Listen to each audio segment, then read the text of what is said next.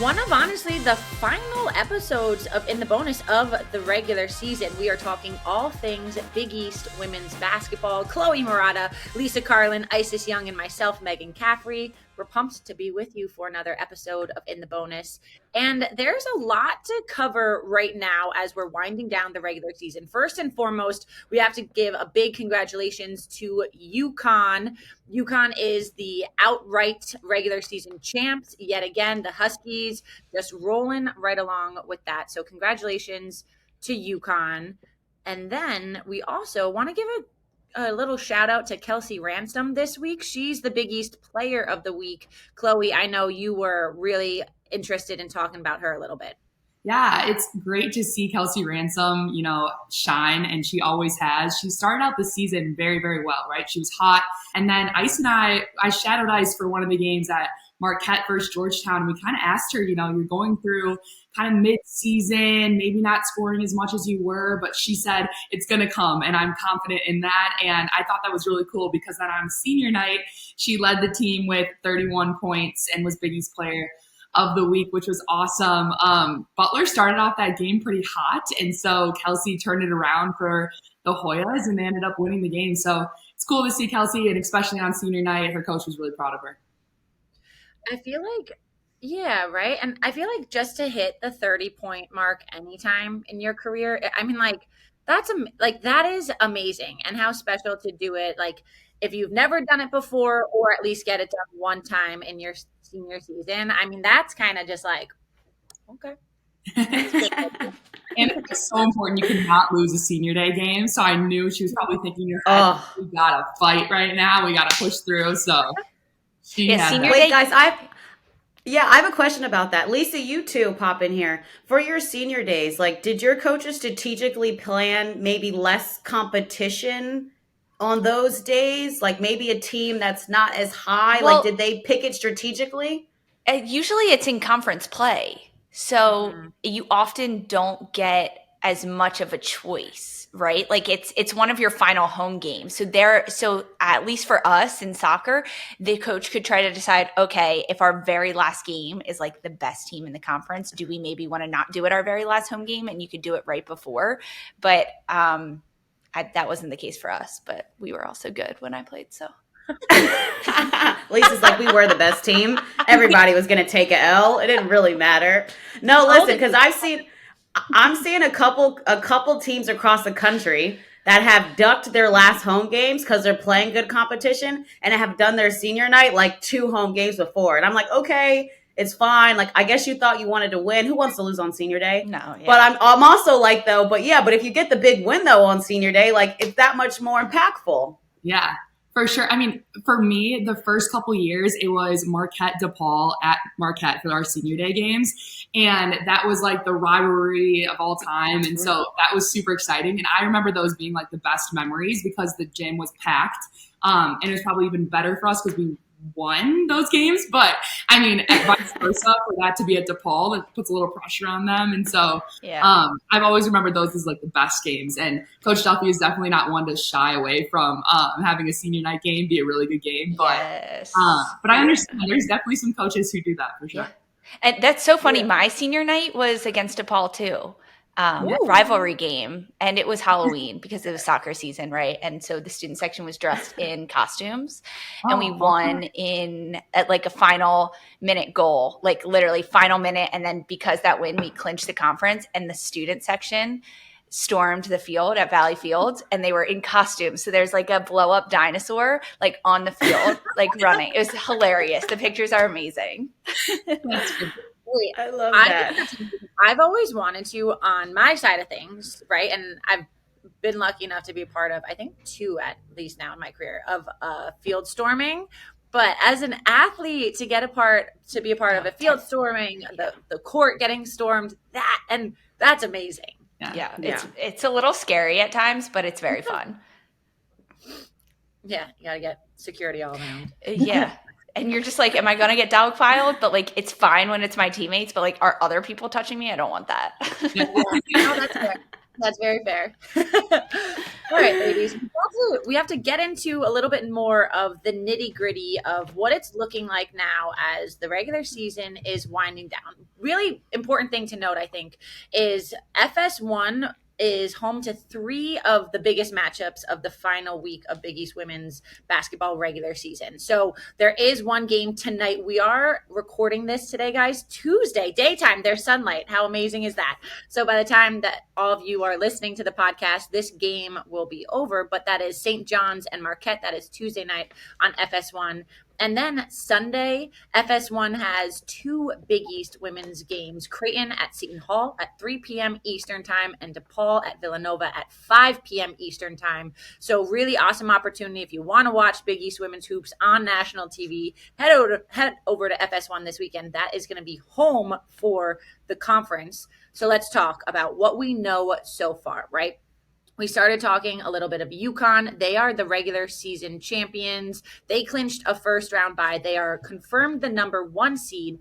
And also Creighton confirmed number 2 seed, also with a first round bye. And then we've got Marquette, Villanova, and St. John's. All 3 of those have also clinched first round byes. However, there's movement with Marquette, Villanova, and St. John's of what seed they could finish in. Now, Lisa, I know that you were able to speak with Creighton's head coach, Jim Flannery, a little bit this week just about their season and what we're looking at and what's going on with the Jays. How's he feeling? Specifically with this seeding, I'm going to start there because Creighton has been a powerhouse in the Big East for the last couple of years, of course, with their like superstar seniors, Lauren Jensen, Morgan Molly Mogensen, Emma Ronsick, Mallory Blake, Jamie Horan. They have a lot of upperclassmen power. The last 3 years, I believe, Creighton has been the 3 seed, or at least lower, right? And when you're that 3 seed, they played Seton Hall every single time based on that competition. Now Creighton has clinched the number 2 seed, and Coach Jim Flannery for the Blue Jays, he was like, "This is the best thing ever that we've clinched the 2 seed." Guys, the reason, because they don't have to play at 9:30 at night. the way that the tournament works, that when the 1 and 2 seed do play, it is a 7:30 game and then a 9:30 game. And he was like, "For me, it's just too late. I'm just too old at this point." His words, not mine. And that 9:30 game is just way too late to be finishing up. And then by the time you wind down and you've done your cool down and you've gotten your post game meal and you're going to bed, it's the middle of the night. It's like 1, 2 a.m. at that point when you're finally able to do that. So Jim Flannery talked to Tony about it and said, "Hey, you know what? We're not playing the 9:30 game," and I am so thrilled about that, which is really good. He was just really proud of his team, right? That if they finish 22-4, like that's a really good season. He in my conversation with him, he did emphasize a lot, like, "Hey, we can get better, we can do this," and right, you always want your coach to say that, but at the end of the day, 22-4. Number 2 in the conference, only losing essentially on average 1 game per month for Creighton this year. Now they do play tonight as we're recording this on Tuesday, and our podcast doesn't drop till Wednesday, but they play Xavier tonight. Flannery was hopeful that they didn't lose this one, and then they would go February, right, with only 1 loss again in the month. But that's a pretty impressive stat for them, and they're just thankful to get a little bit more sleep at Mohegan Sun because they play an earlier game. It's brutal. I'm not going to lie. That nighttime game it's so nice, right? The day starts at noon. That's the number 1 seed. And then you have your first 2 games, a nice little break in between. But then that 7 and 9:30 start is just, we're all delirious at that point. Like, are we okay? Yeah, the other thing too is it's Mohegan. Like, because you're in Mohegan, when I was working for the Connecticut Sun, I called it the compound. Like, you don't see daylight unless you go to the pool area because it's a casino. They want everyone to stay inside. So you also just got to think about being inside all day long and then playing that last game like that. That's a long day for anyone, especially with no sunlight. And for the other teams too, I mean, it's historically Seton Hall, Creighton every year, like you said, Lisa, and it's always so close and comes down to the wire and happens to be like a mid-range shot at the end that wins the game. Like, I swear, every single time. And so for me, I would be in my bed, ready to play the next day, but I'm like, who's going to win this game? And we'd be so locked in. And in the morning, coach would be like, did anyone stay up to watch the Creighton Seton Hall? And you weren't really sure how to answer. You're like, should I say that I stayed up or should I say that I got good goodnight press. So that was always fun too, just for the other teams. It would be so intense watching that game. So. And to your point, Ice, right, of like you're not seeing daylight. Chloe and I can both speak to it. We were in Mohegan. That was our first year. That was the conference's first year at Mohegan Sun, was the COVID year, I believe. Yeah. And that was even more so. Now you can kind of shy away, right? And you can head outside for like a quick little walk around Mohegan Sun if you need some fresh air, which is important when you're living in the casino for a weekend. But we were like, when it was bubble time, it was bubble time. We had to get there earlier before the tournament started, and you were just really enjoying casino air. Yeah. That was memories. Memories. Oh, well, since we did bring up a little bit of what some of these next seeds are potentially going to look like, I know, Ice, you will be on Villanova's game this Sunday. You're on that FS1 game. Whoop, whoop, let's go. So right now what we know with the Wildcats is they could finish best case as high as 12-6 or worst case 10-8. When you're looking at Villanova, Ice, and what they can do, what you think could happen there, what are your thoughts with the Wildcats? Yeah, so as our podcast drops on Wednesday, they'll take on UCONN tonight. They have that game at 7 p.m. on SNY. The last time that they played UCONN, they lost 60-81. Obviously, we know the Huskies have been dominant throughout the stretch, and so going to be a tough game for them. And then the last one against DePaul, they played DePaul about a month ago, and they won 95-64 pretty handedly and like pretty confident. I think for the Wildcats, we talked about, about 2 weeks ago, everyone's 5 or 6 games that they had left. And to me, they had the toughest stretch, right? Like they had Marquette February 10th, Georgetown after that, Butler, which they ended up losing to. Butler pulled off a very good win against them.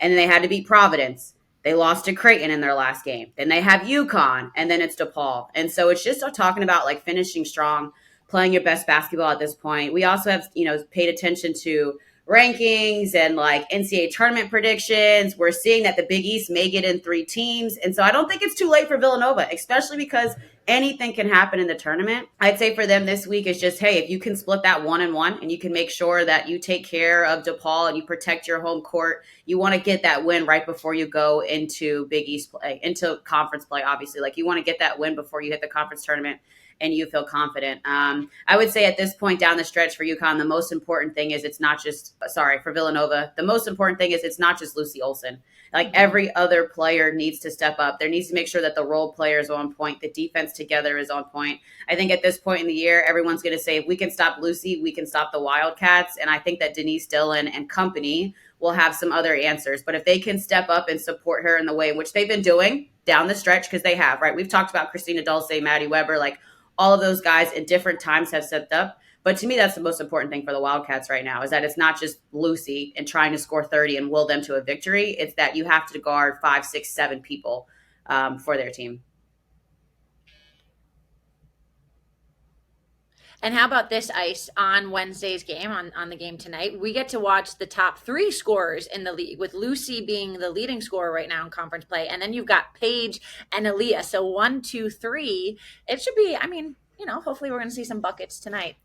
I'm looking forward to this Dulce Aaliyah Edwards matchup because I think there's few people in the league that have, we're not huge as a conference, right? We don't have these big time post players and size wise, but we have undersized post players who just play incredibly hard. And I think that is awesome to see. And so this kind of Christina Dulce, Aaliyah Edwards, Dulce's really, really hard to score on. Incredibly difficult. She blocks a ton of shots. She has great timing, and she's aggressive and kind of talks her stuff and, gets in some people's face and things like that. And I love that about her. And so it's going to be cool to see the way that Aaliyah, alters her shot and kind of goes to her chest a little bit more. But that's a good matchup for that game.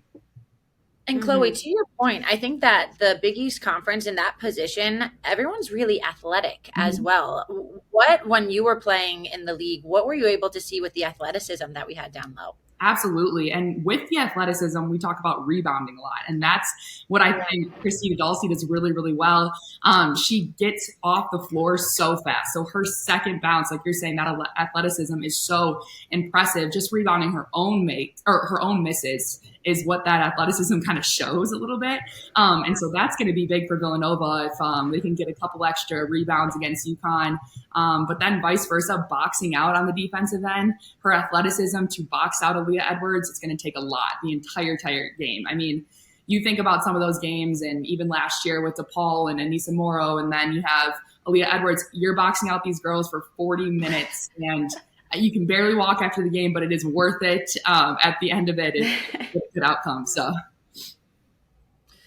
Well, we haven't spoken too much St. John's and Marquette yet.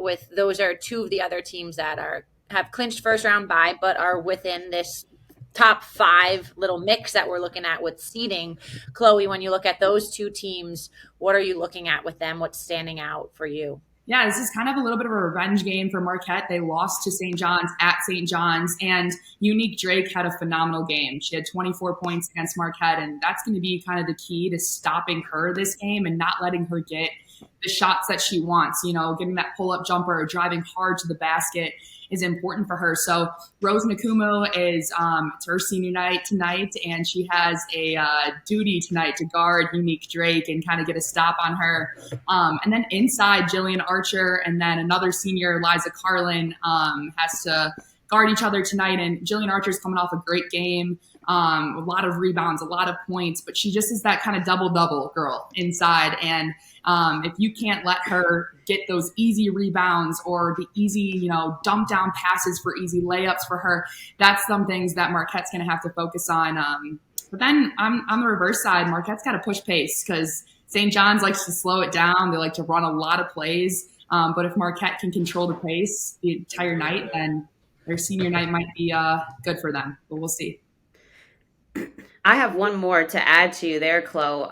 Looking at the box score, first of all, it was a 56-57 game the last time these two teams played, so it was down to the wire.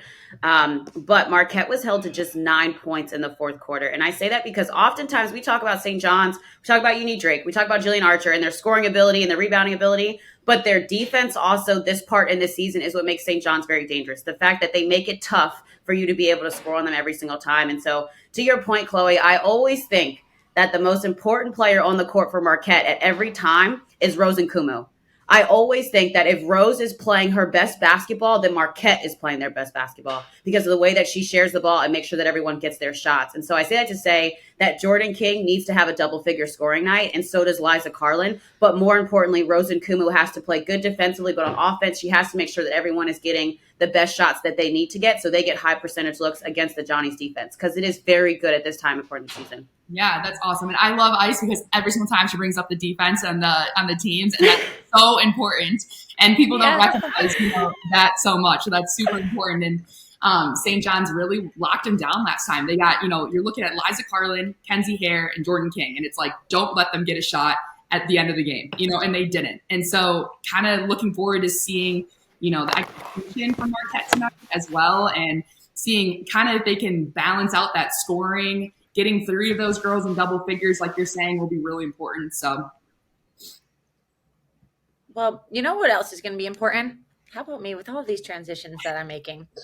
We already referenced it, right? Watching the 2 games on FS1 on Sunday afternoon. One, the later game, you have to tune in to listen to our girl Ice. However, I know we were just talking a little bit earlier in the podcast about how we're not going to be able to potentially see that. Well, who knows with where Seton Hall will end up in the bracket. However, that classic Creighton Seton Hall game that we've had throughout the tournament, we're not going to watch that. But we get to watch it on FS1 as a regular season matchup. That's on Sunday as well. So that's before Ice's game of DePaul taking a trip out to Villanova. So, Lisa, I'm going to go back to you for this one of what, this matchup has in store for it. Yeah, this is a big matchup to kind of end the regular season for Creighton before they get into tournament play, and an opportunity because I spoke with Jim Flannery about this game in particular and really their first game because the first time that these two sides played each other, it was so low scoring. Creighton did get the win 57-49. That was late in January, so about a month ago at this point. And Flannery gave a lot of credit to Seton Hall saying how well they defended them. And it can be a difference maker. Chloe, you just said it, like defense is so important and oftentimes looked over. Not with Ice. She's always bringing it up, and it is so important because that's really how Seton Hall was able to mitigate a lot of the bleeding that Creighton can cause for opposition and kind of slow that down a little bit. It's going to be a really tough matchup for both sides because finding that balance between limiting shots, but also making sure you get more baskets ultimately in the end. Flannery doesn't think that it's going to be as low scoring of a game by any means. At Seton Hall, they're physical. They are a little bit older and have a bit more experience, and their defense has just been so consistent all year. But when you look at kind of the path that Creighton has been on over these last couple of weeks, they beat Villanova, and then they lose to UConn as well. And these were 2 back-to-back games that actually had very interesting like juxtaposition because the first couple minutes for Creighton against Villanova, it was all Villanova. They went 6 points up really, really quickly. And Flannery said that he thinks this is the first time he's called a timeout about 48 seconds into a game. Very interesting. I just asked him, I was like, well, what did you say at that point? Because you just had days to prepare for this game. You had a whole warm up. You had a pregame huddle and you send your team out there and less than a minute later, you're calling them back to chat to them. And it was just interesting how he kind of approached that because I think it's going to be important because those moments are going to come in the tournament that comes up and hopefully in March when this Creighton side continues to play. And he said, he was like, I didn't get loud. I wasn't yelling at them. I just was very honest and said, this is not acceptable. We didn't match up on the jump ball. We allowed a 3 off the start and you have to have more urgency, especially against Villanova side that is just going to keep running up the score if we don't do this. And coming later in March when Creighton plays against UConns or other big opponents, they can't just flip a switch. They have to be on for a majority of the game. You can't let the opposition get confident on Creighton's own sloppiness, which was very interesting because then obviously Creighton lost to UConn. And this was an opportunity for Creighton to kind of work out some more of those kinks that they have throughout the season. And Jim Flannery just talked about how the margin of error shrinks when the team gets better. And it's no knock on Villanova or any other team in the Big East, but if you let UConn go on a run and you try to get it back, it's even harder to get it back. So if you're not communicating for the first 6 points of the game, UConn is just going to continue to run with it. Now, against Villanova, they were able to mitigate that a little bit, get back on the right side of things, finish some baskets, and win that game ultimately. But it's not 1 or 2 great plays that beat you against UConn because they're always going to have that. Aaliyah Edwards, Paige, they're going to have those highlight reel plays that make it on SportsCenter that are like, that was amazing. They're always going to do that, but that's not what beats teams. It is the mental lapses. It's miscommunications. It's the scattered moments. It's not being tight enough on both ends of the floor and stopping down the predictable plays. That's what ends up losing teams games. And I just thought it was really interesting insight, especially as we head into March, into tournament play, because teams are going to have to play UConn for a third time, are going to have to play Creighton for a third time. And those are the moments that change the game. It's not the really big plays, but it's the little ones in between all the big plays. 1,000%. I was on the call for the first time these 2 teams played, so I'm going to go opposite of what I normally say. It's all about scoring this game. Guys, there were 2 field goals scored in the 4th quarter of this game.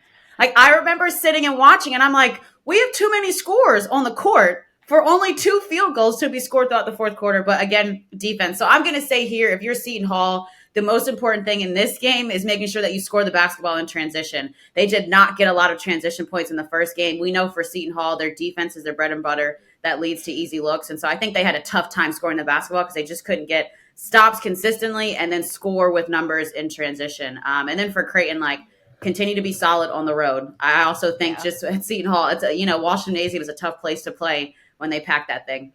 So I will say that Creighton, the last 2 years, they've gone 21-5 on the road. They are over the last 2 seasons, 21-5 on the road. They've only lost 2 road games this year. That's And Jim Flannery gave a lot of that credit to the seniors. He was like, that is 100% our seniors, their maturity, their level of experience. And especially like a lot of the road trips for Creighton are 2-day road trips when they come out to the East Coast to play either Seton Hall, St. John's, Georgetown, Villanova. The second game day is really tough because you have been out of a routine. You're just sitting in your hotel room. You're just waiting for it. You're eating weird meals at all different times. And it's really hard to focus on that second game. But yeah, so I like that you gave that shout, but I don't think Creighton's worried that it's a road game. No. Road Warriors. I love that. That's probably like a stat that's leading maybe the country. Yeah. I would think. Like, think about that. 5 road losses in the last 2 years. Like that's impressive. It's insane. Yeah. Yeah, that's impressive. They like road trips over there, I guess, At least they handle them well if they don't like them. Yeah, everyone in the conference too always thinks about, oh, we got to go out to Creighton and then we got to go all the way back to the East Coast. And I guess I never put in perspective to flip it and say, wow, Creighton has to go all the way every single game. And that's just one game for the other team. So good for them for, like you said, the seniors for holding them down. Mm-hmm. Love that. All right, ladies. Well, we held it down this week. No guest on In the Bonus this week, just the 4 of us. But don't worry, next week we'll have a special guest to talk very much so in depth with what the Big East Women's Basketball Tournament is going to be looking like, brackets, seedings, all of that good stuff, and how much fun we're going to have when we're out at Mohegan Sun Arena. So, ladies, you ready to end this thing? Yes, ma'am. Let's do it. Be sure to subscribe to In the Bonus by the Big East Conference on your preferred podcast listening platform, such as iHeartRadio, Amazon Music, Spotify, Deezer, TuneIn, Radio Public, Pandora, Overcast, Odyssey, Samsung Podcast, Pocket Cast, Player FM, Simplecast, Apple Podcasts, as well as the Big East Conference YouTube page. And make sure to like, share, and review. You can also visit bigeast.com for more conference news and information. We'll see you next week for another episode of In the Bonus.